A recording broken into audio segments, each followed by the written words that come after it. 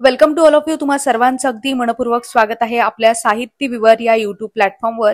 आणि आज आपण कर्ता म्हणजे काय आणि कर्ता कसा ओळखावा, तसंच कर्म म्हणजे काय आणि कर्म कसे ओळखावे हे शिकणार आहोत. तिला काही गोष्टी समजून घेऊ, जसा कर्ता का महत्वाचा असतो किंवा कर्म का महत्वाचे असते, तर कर्ता कशासाठी महत्वाचा असतो, कर्ता ओळखण्याची गरज काय आहे. तर एखादं वाक्य आहे, वाक्यामध्ये मुख्य विषय ओळखण्यासाठी, म्हणजे वाक्य कुणाबद्दल आलेलं आहे, क्रिया कोण करत आहे हे सांगण्यासाठी किंवा हे समजून घेण्यासाठी आपल्याला कर्ता महत्वाचा असतो. त्याच्यानंतर आपण बघतो क्रियापदाशी त्याचा संबंध काय आहे, म्हणजे लिंग जुळते का, वचन, विभक्ती जे आहे यावरून तुम्हाला क्रियापद निवडता येतं, याच्यासाठी कर्ता महत्वाचा असतो. नंतर व्याकरणामध्ये आपण बघतो नाम आहे, सर्वनाम आहे, ह्या सगळ्या गोष्टी आहेत. आणि एखादं वाक्य पूर्ण करण्यासाठी क्रियापद महत्वाचं असतं. आणि क्रियापद हा वाक्यातील म्हणजे मुख्य शब्द असतो. आणि क्रियापदाखेरीज एखाद्या वाक्याचा अर्थ पूर्ण सहसा होतच नाही. म्हणून प्रत्येक वाक्यामध्ये क्रियापद असावेच लागते. आणि क्रियापद असावे लागते याचा अर्थ असा आहे की तिथे क्रिया करणारा कोणीतरी असतो, म्हणूनच आपण त्याला काय म्हणत असतो, कर्ता असे म्हणत असतो. मी डिटेलपणे तुम्हाला सगळ्या गोष्टी एक्सप्लेन करणार आहे. वाक्यामध्ये कर्म ओळखण्याची काय गरज आहे. कर्म म्हणजे असं असते की ज्यामध्ये क्रियेचा परिणाम कोणावर होतो किंवा कोण क्रिया भोगतो किंवा कोण आहे जो क्रिया सोसतो की त्याच्यावर क्रिया होते, त्याच्यासाठी कर्म महत्वाचं असते. आणि हे कर्म कसं ओळखावं आणि कर्ता कसा ओळखावा हेच आपण इथे शिकणार आहोत. तर अशाच प्रकारे व्याकरणची पूर्ण सिरीज आपल्याला कव्हर करायची आहे. याआधी आपण काही लेक्चर घेतलेले आहेत, त्याच्या ज्या लिंक आहेत त्या मी कमेंट बॉक्समध्ये टाकून देईल किंवा डिस्क्रिप्शन मध्ये तुम्हाला मिळून जातील, किंवा तुम्ही प्लेलिस्ट आहे आपल्या चॅनलची तिथे तुम्ही पाहू शकता. तिथं आपल्याला मराठी व्याकरणच नाही तर बाकीच्या सुद्धा प्लेलिस्ट तुम्हाला तिथं मिळून जातील. तर महत्वाची गोष्ट की तुम्ही चॅनलवर सबस्क्राईब केलं नसेल तर सबस्क्राईब करून घ्या. सोबतच बेल आयकॉनला प्रेस करा, म्हणजे बेल आयकॉन दाबा, जेणेकरून समोर जे लेक्चर येणार आहेत त्याच्या सुद्धा तुम्हाला नोटिफिकेशन मिळतील. या चॅनलवर आपण मराठी व्याकरण व्यतिरिक्त आणखी बरेचसे लेक्चर घेतलेले आहेत आणि समोर सुद्धा अपलोड करणार आहोत. म्हणून सबस्क्राईब नक्की करा, जेणेकरून तुम्हाला त्याचा फायदा होईल. मग सुरुवात करूया कर्ता आणि कर्म या आपल्या आजच्या भागाला. आता सुरुवातीला आपण काय करू, कर्ता म्हणजे काय समजून घेऊ आणि त्याच्यानंतर काही उदाहरणं पाहू. त्याच्यानंतर कर्म म्हणजे काय समजून घेऊ, नंतर काही उदाहरणं पाहू, आणि नंतर समोर कर्ता आणि कर्म दोन्ही मिळून उदाहरणं पाहू. आणि शेवटी मी तुम्हाला काही प्रश्न सुद्धा विचारणार आहे, त्या प्रश्नाची उत्तरे तुम्हाला द्यायची आहेत. आणि जर तुम्हाला त्या प्रश्नाची उत्तरं देता आली तर मी समजून जाईल की हे जे लेक्चर आहे ते तुम्हाला समजलं. बरोबर आहे. चला मग सुरुवात करूया. मी तुम्हाला सुरुवातीला कर्ता म्हणजे काय हे सांगते. आता तुम्हाला काय सांगितलं होतं की क्रियापद हे वाक्यात, म्हणजे क्रियापद वाक्यातील मुख्य शब्द असतो. क्रियापद आहे म्हणजे वाक्यामध्ये क्रिया पूर्ण झालेली आहे. बरोबर आहे, पूर्ण झालेली आहे. याचा अर्थ असा की वाक्यामध्ये काम करणारं म्हणजे ती क्रिया करणारं कोणीतरी असेल, त्यालाच आपण व्याकरणामध्ये काय म्हणत असतो, कर्ता असे म्हणतो. म्हणजे त्यामध्ये क्रियापद असताना क्रिया करणारा कोणीतरी असेल त्यालाच आपण काय म्हणत असतो, कर्ता असे म्हणत असतो.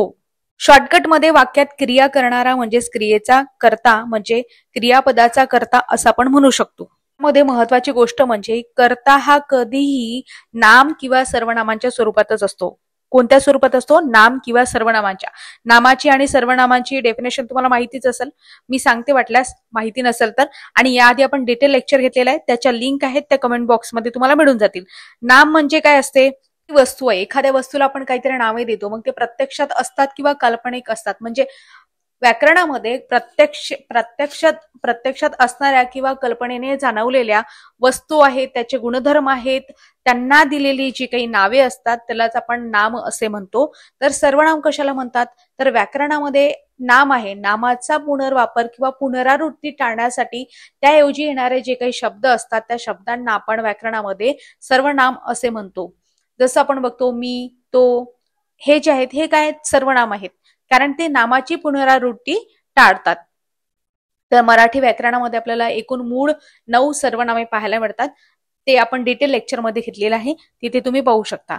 इथे फक्त सांगण्याचा अर्थ असा की कर्ता जो आहे तो नाम आणि सर्वनाम यांच्या स्वरूपातच आपल्याला पाहायला मिळतो. काही महत्वाच्या गोष्टी आहेत, जसं वाक्यात क्रियापदाची क्रिया जो करतो त्याला आपण कर्ता असे म्हटलं. क्रियापद म्हणजे काय हे तुम्हाला समजलं असेल. क्रियापद म्हणजे वाक्यात जे शब्द क्रिया म्हणजे ऍक्शन दाखवतात त्यांना क्रियापद असं म्हणतात. आणि क्रियापदामुळेच एखाद्या वाक्याला जीवन किंवा गती किंवा हालचाल मिळते असं आपण म्हणू शकतो. मग आता करता काय करतो, करता काय करतो तर क्रियापद करतो असं आपण म्हणू शकतो. बरोबर आहे. हे मी एक वाक्य आहे ते उलट सुलट पद्धतीने म्हणते. जसं क्रिया करणारा कोण तर करता, आणि करता काय करतो तर क्रियापद करतो. परत सांगते, क्रियापदामध्ये क्रिया करणारा कोण तर करता, आणि करता काय करतो तर क्रियापद करतो. समजलं असेल. आता प्रश्न पडला असेल की कर्म म्हणजे काय. आता तुम्हाला करता समजला, क्रिया करणारा आहे म्हणून तो करता आहे. आता कर्म म्हणजे काय हा आपला मूळ प्रश्न आहे. तर कर्म म्हणजे क्रिया ज्याच्यावर होते, क्रिया ज्याच्यावर होते ते असते कर्म. म्हणजे क्रिया भोगणारा किंवा क्रिया सोसणारा त्याला आपण काय म्हणत असतो, कर्म असे म्हणत असतो. असं म्हणू शकतो वाक्यातील क्रियापद आहे, वाक्यामध्ये क्रियापद आहे. बरोबर आहे. आणि क्रियापदाने दाखवलेली क्रिया कोणीतरी करून दाखवत आहे त्याला आपण कर्ता म्हटलं. आणि ही क्रिया करून दाखवत आहे म्हणून त्याला आपण कर्ता म्हटलं. तर ती क्रिया कोणावर तरी होत आहे आणि कोणीतरी ते भोगत आहे किंवा ते सोसत आहे त्याला, आणि ते कशावर तरी घडत आहे त्याला आपण काय म्हटलं, कर्म असे म्हटलं. आता डिटेल तुम्हाला समजलं असेल. त्या क्रियेचा परिणाम ज्याच्यावर घडतो किंवा ज्याच्यावर होतो त्यालाच आपण काय म्हणत असतो, मराठी व्याकरणामध्ये कर्म असे म्हणत असतो. आता एक उदाहरण देते आणि त्यामध्ये कर्ता आणि कर्म सुरुवातीला समजून सांगते आणि त्याच्यानंतर डिटेल पद्धतीने पाहू. उदाहरणामध्ये पहा की मुलगी गाणे गाते. काय उदाहरण आहे, मुलगी गाणे गाते. त्यामध्ये गाणारी कोण म्हणजे आपल्याला कर्ता मिळून जाईल. तर गाणारी कोण आहे, इथे स्त्रीलिंगी प्रश्न आहे म्हणून, कारण मुलगी आहे म्हणून स्त्रीलिंगी आहे म्हणून आपण काय विचारलं, तर गाणारी कोण तर काय आहे ते उत्तर आपलं मुलगी. म्हणजे मुलगी या वाक्यामध्ये आपल्याला कर्ता दिसते. त्याच्यानंतर आपण विचार करतो की ही क्रिया कोणावर घडली, तर गायलेले काय म्हणजे गाणं. म्हणजे या वाक्यामध्ये गाणं हे काय आहे, कर्म आहे. इथे तुम्हाला या वाक्यामध्ये मी तुम्हाला डायरेक्ट सांगितलं की कर्ता आणि कर्म, पण तुम्हाला माहिती होती का त्याची काय ट्रिक आहे म्हणून. कर्ता आणि कर्म कशा पद्धतीने ओळखावा, की असंच ओळखलं म्हणजे कर्ता होतो किंवा असंच ओळखलं म्हणजे कर्म होतो. मग आता डिटेल पद्धतीने शिकूया कर्ता कसा ओळखावा ते. तर एक लांबलचक उदाहरण देते, ज्यामध्ये सकाळी आईने स्वयंपाकात खूप चविष्ट पोळी भाजी करून सर्वांना प्रेमाने जेवायला वाढली. काय उदाहरण आहे, सकाळी आईने स्वयंपाकात खूप चविष्ट पोळी भाजी करून सर्वांना प्रेमाने जेवायला वाढली. आता यामध्ये आपल्याला कर्ता शोधायचा आहे, कर्ता काय आहे म्हणून. साठी काही ट्रिक आहे. ट्रिक म्हणजे कशी बघा, सुरुवातीला क्रियापदाचा मूळ धातू शोधायचा असतो.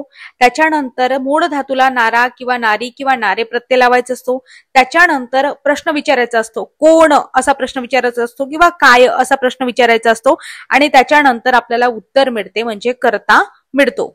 तुम्हाला प्रश्न पडला असेल की इथं मूळ धातू म्हणजे काय, तर धातू म्हणजे काय असते तर बघा इथे तुम्हाला एक उदाहरण आपण दिलं. बरोबर आहे ना. यामध्ये क्रियापद आपल्याला शोधायचं असते. आता क्रियापद तुम्हाला शोधता आलं पाहिजे. तर क्रिया कोणती होत आहे, वाढण्याची क्रिया होत आहे. बरोबर आहे ना. वाढली असं आहे म्हणजे हे क्रियापद आहे. याच्यामध्ये वाढ हा मूळ धातू आहे आणि त्याच्यापासून वाढली हे क्रियापद तयार झालेलं आहे. म्हणजे मूळ धातू तुम्हाला समजला असेल. याच्यामध्ये काय आहे, वाढ हा मूळ धातू आहे. आता तुम्हाला मूळ धातू समजला. आणखी एक उदाहरण देते. समजा पिकलेला, याच्यामध्ये मूळ धातू तुम्ही काय म्हणाल तर पीक आहे. पीक हा पिकलेला मध्ये मूळ धातू आहे. आता जसं इथे तुम्हाला सांगितलं वाढलेला म्हणजे वाढली, वाढली मध्ये वाढ हा मूळ धातू आहे. तर या मूळ धातूला काय लावायचं आहे, नारा नारी नारे प्रत्यय लावायचा आहे आणि त्याच्यानंतर कोण असा प्रश्न विचारायचा आहे आणि नंतर तुम्हाला कर्ता मिळतो. तर आपण ट्राय करूया. ट्राय म्हणजे आता याच्यामध्ये अप्लाय करू आणि त्याच्यानंतर आपल्याला कर्ता शोधू. कारण एकदा परत वाचते तुम्हाला समजून जाईल. सकाळी आईने स्वयंपाकात खूप चविष्ट पोळी भाजी करून सर्वांना प्रेमाने जेवायला वाढली.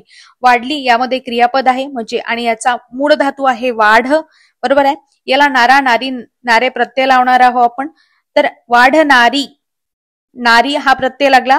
नंतर आपण याला काय विचारणार आहोत, प्रश्न विचारणार आहोत. प्रश्न विचारलो आपण कोण म्हणजे वाढणारी कोण, तर आपल्याला उत्तर मिळते आई. म्हणजे या वाक्यामध्ये आपल्याला आई हा कर्ता पाहायला मिळतो. बरोबर आहे. मला समजलं कर्ता कसा ओळखावा ते. आणखी दुसरं उदाहरण पाहू. ते सुद्धा असं लांब मुलाचं उदाहरण घेतलेलं आहे, मुद्दामून असं उदाहरण घेतलेलं आहे. आता उदाहरण पहा. गावातील लोकांनी एकत्र जमून विहिरीचे पाणी उपसून ते शेतामध्ये सोडले. गावातील लोकांनी एकत्र जमून विहिरीचे पाणी उपसून ते शेतामध्ये सोडले. यामध्ये आपल्याला काय करायचं आहे, मूळ धातू शोधायचा आहे. आता सोडले हे काय आहे, क्रियापद आहे. क्रियापद सुरुवातीला घेतला आपण, त्याच्यामधला मूळ धातू कोणता आहे, सोड हा मूळ धातू आहे. मग त्याला आपण नारा नारी नारे प्रत्यय लावणार आहोत. म्हणजे सोडणारे हा नारे प्रत्यय लागला, कारण इथे गावातील लोक आहेत म्हणून अनेक वचन आहे म्हणून आपण नारे घेतलं. आणि महत्वाची गोष्ट, आता समोर आपण त्याला काय विचारणार आहे, प्रश्न. कोण किंवा कायनी प्रश्न विचारणार आहे. तर कोण प्रश्न विचारलं म्हणजे सोडणारे कोण, तर आपल्याला कर्ता मिळतो गावातील लोक. समजलं तुम्हाला कर्ता कसा ओळखावा ते. अशा प्रकारे व्याकरणामध्ये कर्ता ओळखण्याची एक पद्धत आहे, ज्याच्यामुळे अचूक पद्धतीने आपण कर्त्यापर्यंत पोहोचतो. तर तुम्हाला कर्ता म्हणजे काय हे समजलं. क्रिया करणारा जो असतो त्याला आपण कर्ता असे म्हणतो. आणि त्याच्यानंतर महत्वाची गोष्ट, कर्ता कसा ओळखावा हे तुम्हाला समजलं. तर इथे मी तुम्हाला आणखी काही गोष्टी सांगणार आहे. जसं आता क्रियापद असतं, समजा क्रियापद एकेरी आहे का संयुक्त क्रियापद आहे, त्यावर सुद्धा कर्ता कशा पद्धतीने ओळखावा ते तुम्हाला इथे सांगणार आहे. समजा क्रियापद असलं एकेरी असलं तर तुम्हाला काहीही प्रॉब्लेम येणार नाही. जसं आता मी तुम्हाला एकेरी क्रियापदामध्ये सांगते की मुले भात खातात. आता मुले भात खातात, इथे तुम्ही सरळ खातात तुम्हाला क्रियापद भेटलं, त्यातला खा हा मूळ धातू भेटला, बरोबर आहे. त्याच्यानंतर तुम्हाला नारा नारी नारे यापैकी प्रत्यय लावायचा आहे, म्हणजे खाणारे, कारण इथे मुले आहे अनेक वचन आहे म्हणून आणि नपुंसक लिंग आहे म्हणून आपण नारे हा प्रत्यय लावला, म्हणजे खाणारे. आणि मग शेवटी प्रश्न विचारला कोण, खाणारे कोण, तुम्हाला कर्ता भेटून गेला, कोण आहे, मुले आहेत. एकेरी क्रियापद असताना तुम्हाला काहीही प्रॉब्लेम येणार नाही. पण जेव्हा संयुक्त क्रियापद असेल तेव्हा तुम्हाला कर्ता ओळखताना प्रॉब्लेम येऊ शकतो. आता संयुक्त क्रियापद म्हणजेच इथे बघा, मी अभ्यास करून घेतला. करून घेतला म्हणजे करून आहे आणि घेतला पण आहे. यामध्ये हे काय आहे तर करून घेतला हे एक संयुक्त क्रियापद आहे. तर यामध्ये आपण काय करतो, मूळ धातू आपल्याला काय करायचा असतो, मूळ धातू शोधायचा असतो. मग मूळ धातू यामध्ये कोणता आहे, करून. आणि मग घेतला यापैकी कर, महत्वाची गोष्ट काय, करणे आहे ना, तर कर हा मूळ धातू आहे आणि त्याला मग आपल्याला प्रत्यय लावायचा आहे की करणारा कोण, बरोबर आहे. प्रत्यय लावून आपण त्याला प्रश्न विचारला ना, करणारा कोण, मग उत्तर मिळालं आपलं, कर्ता मिळाला मी. म्हणजे तुम्हाला समजलं, संयुक्त क्रियापद असताना सुद्धा मूळ धातू कशा पद्धतीने शोधायचा हे मी तुम्हाला इथे सांगितलं. अशा प्रकारे एकेरी क्रियापद असो किंवा संयुक्त क्रियापद असो तरी सुद्धा तुम्हाला कर्ता ओळखता आला पाहिजे. अशा प्रकारे कर्ता म्हणजे काय आणि कर्ता कसा ओळखावा हे आपण डिटेलपणे इथे शिकून घेतलं, म्हणजे शिकलो. समोर आपल्याला कर्म म्हणजे काय आणि कर्म कसं ओळखावं ते शिकायचं आहे. त्याच्यानंतर कर्ता आणि कर्म दोन्हीसाठी उदाहरणे सुद्धा पाहायची आहेत. तर बघा, कर्म म्हणजे काय असते, मी तुम्हाला काय सांगितलं होतं, वाक्यामध्ये क्रिया ज्याच्यावर होते, जो क्रिया भोगतो किंवा सोसतो त्याला आपण काय म्हणत असतो, व्याकरणामध्ये कर्म असे म्हणत असतो. म्हणजे वाक्यात क्रियेचा परिणाम ज्या व्यक्तीवर किंवा प्राण्यावर किंवा वस्तूवर होतो त्याला आपण कर्म असे म्हणतो. म्हणजे क्रियेचा परिणाम भोगणारा असं आपण म्हणू शकतो. कर्म ओळखण्यासाठी नेमकं काय करावं लागते, कर्म ओळखण्यासाठी सुरुवातीला तुम्हाला कर्ता शोधावा लागतो. आता कर्ता कसा शोधतात हे तुम्हाला माहिती आहे. कर्ता शोधल्यानंतर त्या मूळ धातू जो आहे तर त्यामध्ये काय करावे लागते, प्रत्यय लावावे लागते. त्याच्यानंतर त्याला प्रश्न विचारावा लागतो, कोणाला किंवा कशाला. आता डिटेलपणे मी तुम्हाला सांगते की कशा प्रकारचे प्रत्यय असतात किंवा कसा प्रश्न विचारतात ते. आता एक उदाहरण घेऊ, तुम्हाला क्लिअर होऊन जाईल. काळे शर्ट घातलेला मुलगा खोड्या करतो. उदाहरण काय, काळे शर्ट घातलेला मुलगा खोड्या करतो. आपला प्रश्न काय, कर्म ओळखायचा आहे. कर्म कसं ओळखावं, तर तुम्हाला काय सांगितलं होतं, सुरुवातीला कर्ता ओळखावा आणि कर्ता कसा ओळखतात हे तुम्हाला माहिती आहे. चला मग आता सुरुवातीला या वाक्यातला आपण कर्ता ओळखू आणि त्याच्यानंतर कर्म कसं ओळखावं ते शिकूया. कर्ता कसा ओळखतात, तर सुरुवातीला आपण क्रियापद शोधू. क्रियापद याच्यामध्ये काय आहे, करतो हे क्रियापद आहे. मग त्यातला मूळ धातू काय आहे, कर, हे म्हणजे कर मूळ धातू आहे, बरोबर आहे. त्याला प्रत्यय लावू, नारा नारी नारे यापैकी प्रत्यय लागणार आहे. म्हणजे करणारा कोण असं आपण म्हणणार आहे, कारण त्याला प्रश्न सुद्धा विचारायचा ना, करणारा कोण असा प्रत्यय लावून प्रश्न विचारला तर उत्तर मिळालं मुलगा. म्हणजे आपल्याला इथे काय मिळालं, कर्ता मिळाला, बरोबर आहे. कर्ता भेटलात आपल्याला. आता आपल्याला कर्माकडे जायचंय. आता कर्म ओळखताना काय स्टेप आहेत? तर सुरुवातीला मूळ धातू. मूळ धातू काय आहे याच्यामध्ये? कर. कर हा मूळ धातू आहे, बरोबर आहे. मूळ धातू भेटल्यानंतर त्याला लेला, लेली, लेल्या असे प्रत्यय लागतात. कर्त्यामध्ये जसं नारा, नारी, नारे प्रत्यय लागतात, तसं कर्म ओळखताना लेल्या, लेली, लेले असे प्रत्यय लागतात. तर आपला मूळ धातू इथे काय होता? कर होता. करला जर आपण यापैकी प्रत्यय लावला, प्रत्यय कसा लावायचा? वाक्याला अनुसरून लावायचा. तर यामध्ये आपण याला प्रत्यय लावला केलेल्या. काय लावला? करला केलेल्या असा प्रत्यय लावला. आणि त्याच्यानंतर प्रश्न विचारायचा. प्रश्न कोणता विचारायचा? काय असा प्रश्न विचारायचा.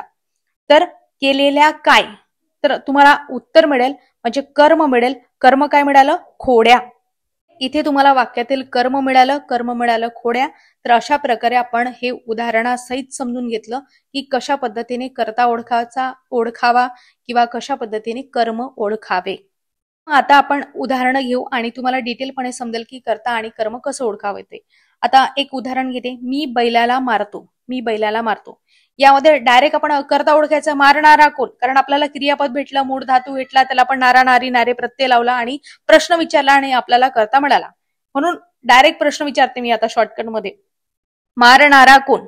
मारणारा कोण? तुम्हाला कर्ता मिळाला. कोण आहे मारणारा? मी वाक्याचा कर्ता आहे. मग आता आपण याला प्रश्न विचारू कर्मासाठी. तर कर्मासाठी क्रिया कोणावर घडलेली आहे क्रिया? मारलेलं काय? असं मारलेले काय? तर बैल हे तुमच्या प्रश्नाचं उत्तर येईल. म्हणजे कर्म तुम्हाला भेटलं. आणि तसंही तुम्हाला डायरेक्टली समजते की क्रिया कोणावर घडलेली आहे? बैलावर घडलेली आहे असं तुम्ही म्हणू शकता. म्हणून कर्म आपल्याला बैल मिळालं. आता पुढचं एक उदाहरण घेऊ. विद्यार्थी प्रामाणिक आहेत. हा इथे थोडा सस्पेन्स आहे. सस्पेन्स म्हणजे असा की आहेत याचा मूळ धातू असा असतो. तर तुम्हाला मूळ धातू ओळखता आला पाहिजे. आणि मूळ धातू याबद्दल डिटेल वाटल्यास लेक्चर आपण घेऊ. धातू आणि धातू साधिते वगैरे कृदंत त्याबद्दल सुद्धा आपण लेक्चर घेणारच आहोत. तर इथे बघा, तर मूळ धातू इथे काय आहे? आहेत मध्ये असं हा याचा मूळ धातू आहे. तर म्हणून आपण याला प्रश्न विचारू. असणारा कोण? असणारा कोण असा प्रश्न विचारल्यानंतर आपल्याला उत्तर मिळते विद्यार्थी, बरोबर आहे. इथे आपल्याला कर्ता मिळालेला आहे. आता आपल्याला काय करायचंय? कर्म शोधायचं आहे. तर कर्म शोधण्यासाठी आपण काय प्रश्न विचारतो? मूळ जो धातू असतो त्याला लेल्या, लेली, लेले प्रत्यय लावत असतो आणि त्याच्यानंतर काय असा प्रश्न विचारतो. इथे प्रश्न कसा होईल? असं लेले काय? मग ते काय? विद्यार्थीच आहेत. म्हणजे इथे कर्ता सुद्धा विद्यार्थी आले आणि कर्म सुद्धा विद्यार्थी आले. असं होऊ शकते का? एकच असू शकते. एक तर कर्ता असेल, एक तर कर्म असेल. कर्ता आणि कर्म दोघंही सोबत होणार आहेत का? नाही. म्हणजे या वाक्यामध्ये कर्ता आहे. कर्ता कोण आहे? तर विद्यार्थी आहेत. आणि ते कर्म होऊ शकत नाही कारण विद्यार्थी आपल्या वाक्याचा कर्ता आहे. म्हणून हे वाक्य कसं आहे? अकर्मक आहे. या वाक्यामध्ये क्रिया कर्त्यापासून पुढे जातच नाही. म्हणून या वाक्यात कर्म नाही. म्हणूनच आपण असं म्हटलं की वाक्यामध्ये कर्म नाही. म्हणून हे वाक्य कसं आहे? अकर्मक आहे. तर समोर आणखी एक उदाहरण घेऊ. मला दूध आवडते. हे वाक्य आहे, म्हणजे एक उदाहरण आहे. यामध्ये आपण बघतो की आवडते हे काय आहे? क्रियापद आहे, बरोबर आहे. आवड हा मूळ धातू आहे. म्हणजे आवडणारे काय? तर दूध. आणि आवडलेले काय? तर दूध. म्हणजे कर्त्याचं उत्तर सुद्धा दूध येते आणि कर्माचं उत्तर सुद्धा दूध येते. तर इथे वाक्यामध्ये कर्म असेल का? मग नाही. कारण कर्ता आणि कर्म एकसोबत सारखे होऊ शकत नाही. कारण आपण आवड धातूला नारा, नारी प्रत्यय लावून आवडणारे काय म्हटलं तर आपल्याला काय उत्तर मिळालं? दूध. आणि त्याच्यानंतर कर्म शोधण्यासाठी आपण प्रश्न विचारला, आवडलेले काय? तर ते सुद्धा दूध आलं. म्हणजे कर्ता आणि कर्म एक असू शकत नाही. म्हणून हे वाक्य सुद्धा काय आहे? अकर्मक आहे. कारण याच्यामध्ये कर्म नाही. कर्त्याची आणि कर्माची क्रिया दुधावरच झालेली आहे इथे तुम्ही म्हणू शकता. तर इथे गोष्ट लक्षात घ्या. इथे हे वाक्य कसं झालं? अकर्मक झालं. कर्ता आणि कर्म डिटेलपणे अभ्यासासाठी आणखी काही उदाहरणे सांगते. त्याला रात्रीच्या वेळी आकाशात चमकणारे तारे दिसले. आता यामध्ये कर्ता आणि कर्म शोधायचं आहे. तर दिसले, यापैकी दिस हा मूळ धातू, त्याला प्रश्न विचारू आपण. दिसलेले काय? तुम्ही म्हणू शकता दिसणारे कोण? तेव्हा आपल्या प्रश्नाचं उत्तर मिळते तारे. तर मग यामध्ये कर्ता तारे आहे, तर आता आपल्याला कर्म शोधायचं आहे. तर कर्म शोधण्यासाठी आपण प्रश्न विचारू, दिसलेले काय? तरी त्या प्रश्नाचं उत्तर येते तारे. मग इथे जर दिसलेले कोण, दिसणारे कोण म्हणजे कर्ता, याचं उत्तर सुद्धा तारे, आणि दिसलेले काय म्हणजे कर्म, याचं उत्तर सुद्धा तारे येत असेल, तर कर्ता आणि कर्म सोबत असू शकत नाही. म्हणून या वाक्यामध्ये फक्त कर्ता आहे आणि वाक्यामध्ये कर्म नाही, म्हणून आपण या वाक्याला अकर्मक वाक्य असं म्हणतो.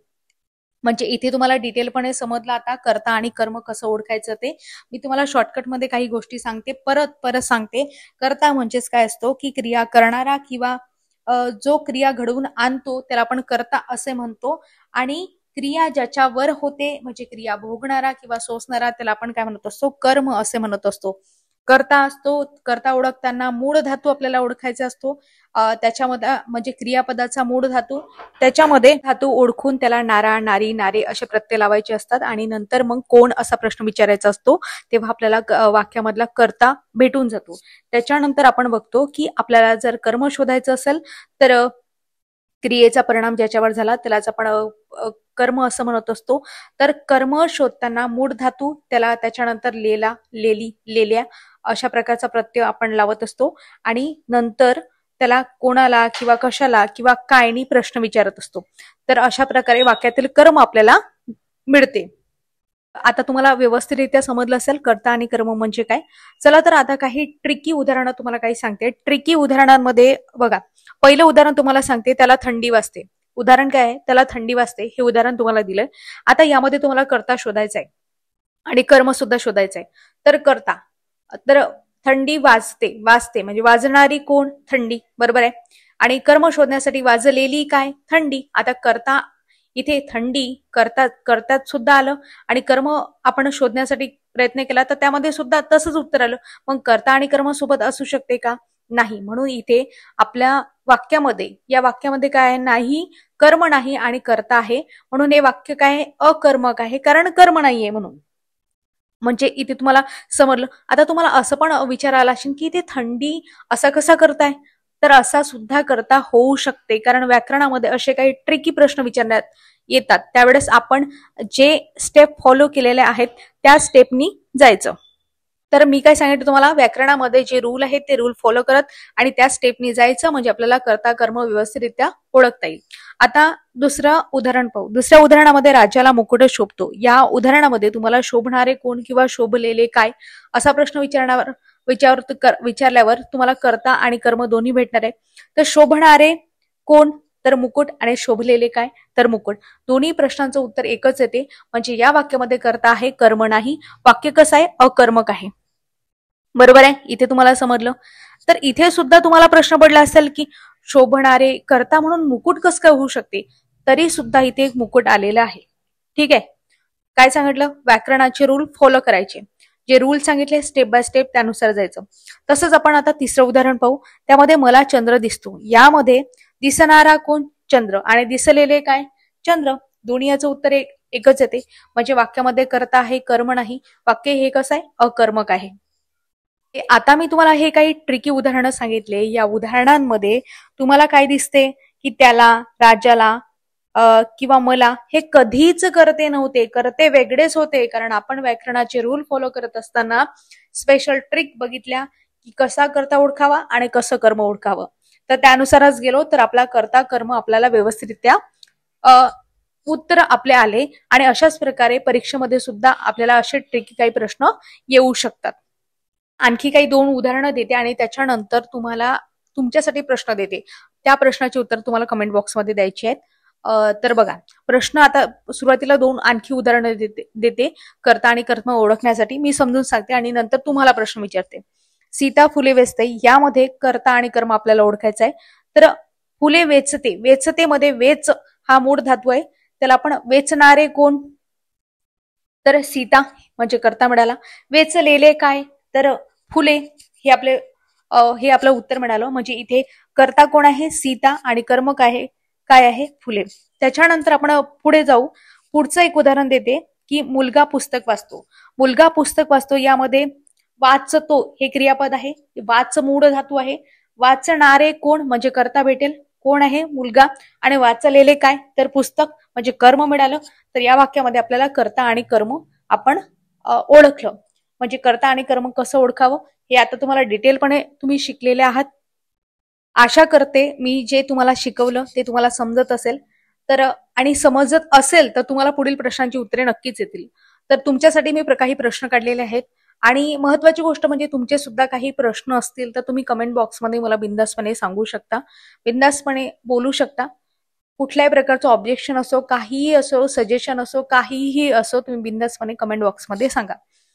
मला जसा वेळ मिळेल तसं मी तुम्हाला प्रश्नांची उत्तरे देण्याचा प्रयत्न करेल. तर आता तुमच्यासाठी काही प्रश्न आहेत. प्रश्नांमध्ये 5 प्रश्न मी काढलेले आहेत आणि तुम्हाला प्रश्नाचा क्रमांक टाकून त्याचा कर्ता आणि कर्म असं उत्तर द्यायचंय. तर बघा, यामध्ये पहिला प्रश्न आहे तुमच्यासाठी की पोलीस आरोपीला पकडतो, यातला तुम्हाला कर्ता आणि कर्म शोधायचंय. दुसरं, मला भूक लागली, यातला कर्ता आणि कर्म शोधायचंय. त्याच्यानंतर तिसरं, राजा प्रजेला न्याय मिळावा म्हणून सभेत मंत्र्यांचे म्हणणे ऐकून निर्णय देत असे. तर हे लांब लचक वाक्य आहे. वाक्य पाहून घाबरू नका. अतिशय सोपी आहे आणि सोप्या पद्धतीने तुम्हाला कर्ता आणि कर्म ओळखता येईल. फक्त मी ज्या स्टेप सांगितलेल्या त्या स्टेप फॉलो करा, तुम्हाला कर्ता आणि कर्म आरामात ओळखता येते. त्याच्यानंतर आपण बघतो चौथं वाक्य तुमच्यासाठी, तिला भीती वाटली, यामधला कर्ता आणि कर्म तुम्हाला शोधायचं आहे. आणि 5वं वाक्य ज्यामधला त्याला आनंद झाला हे वाक्य आहे आणि यामधला सुद्धा कर्ता आणि कर्म तुम्हाला शोधायचं आहे. तर अशा प्रकारे हे डिटेलपणे मी लेक्चर तुम्हाला सांगितलं. तर आयोगाचे सुद्धा प्रश्न आहेत, ते सुद्धा आपण समोर डिटेलपणे घेऊ. इथे फक्त आपण टॉपिक सध्या क्लिअर करत आहोत आणि काही प्रश्न मी तुम्हाला इथे सोडून दाखवले, यामध्ये आयोगाचे सुद्धा प्रश्न आहेत. तर आणखी सुद्धा भरपूर प्रश्न आहेत, ते आपण घेणार आहोत. तर अधिक माहितीसाठी लाईक, शेअर आणि सबस्क्राईब करायला विसरू नका. तर तुमचे काही प्रश्न असतील तर बिनधास्तपणे सांगा आणि भेटूया अशाच नवनवीन व्हिडिओसह पुढील भागामध्ये. तोपर्यंत तुम्हा सर्वांचे मनापासून आभार. धन्यवाद.